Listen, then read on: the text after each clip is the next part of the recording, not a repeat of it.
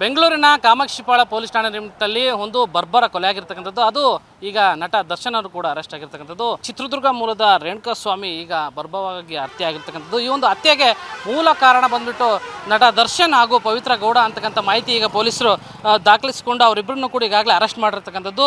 ಕಳೆದ 5 ತಿಂಗಳಿಂದ ಈಚೆಗೆ ಈ ಒಂದು ಹೊಸ ಅಪೋಲೋ ಇಲ್ಲಿ ಚಿತ್ರದುರ್ಗ ನಗರದ IDP ಬಡಾವಣೆಯಲ್ಲಿರ್ತಕ್ಕಂಥ ಈ ಒಂದು ಅಪೋಲೋ ಓಪನ್ ಆಗಿರ್ತಕ್ಕಂಥದ್ದು.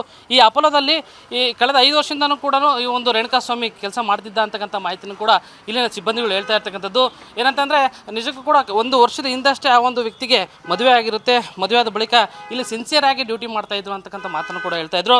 ಆದರೆ ಸಂಬಂಧಿಕರು ಆದರೂ ಅವರ ಕುಟುಂಬಸ್ಥರು ಹೇಳೋ ಪ್ರಕಾರ ಏನಂತಂದರೆ ಶನಿವಾರನೇ ಬಂದು ಇಲ್ಲಿ ತಂಬು ಕೊಟ್ಟು ಬಳಿಕ ನಮಗೆ ಫೋನ್ ಮಾಡಿದರು, ಸ್ನೇಹಿತರು ಫೋನ್ ಮಾಡಿದರು ಊಟಕ್ಕೆ, ಹಾಗಾಗಿ ನಾನು ಮನೆಗೆ ಬರೋದಿಲ್ಲ ಅಂತಕ್ಕಂಥ ಮಾಹಿತಿನ ಮನೆಯಲ್ಲಿ ಹೇಳ್ತಾ ಇದ್ರು. ಆದರೆ ಇಲ್ಲಿ ಅಪೋಲೋದಲ್ಲಿ ಬಂದು ಕೇಳಿದಾಗ ಅವರು ಶುಕ್ರವಾರ ರಜೆ ಇತ್ತು, ವೀಕ್ಲಿ ಆಫ್ ಯಾವಾಗಲೂ, ಹಾಗಾಗಿ ಅವ್ರು ಶುಕ್ರವಾರ ಬಂದು ಲಾಸ್ಟ್ ಅವ್ರು ರಜೆ ಇರೋದ್ರಿಂದ ಶನಿವಾರ ನಮಗೆ ಇಲ್ಲಿ ಬಂದೇ ಇಲ್ಲ ಅಂತಕ್ಕಂಥ ಮಾಹಿತಿನ ಹೇಳ್ತಾ ಇದ್ದಾರೆ.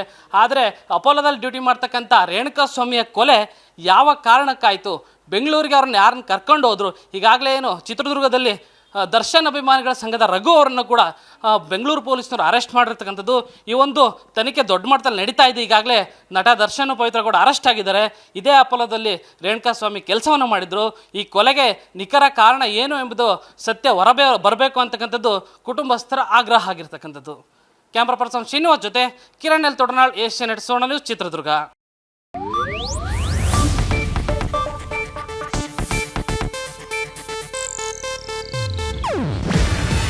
ಇದು ಏಷ್ಯಾನೆಟ್ ನ್ಯೂಸ್ ನೆಟ್ವರ್ಕ್ ಪ್ರಸ್ತುತಿ. ನೀವು ನೋಡ್ತಿದ್ದೀರಾ ಏಷ್ಯಾನೆಟ್ ಸುವರ್ಣ ನ್ಯೂಸ್.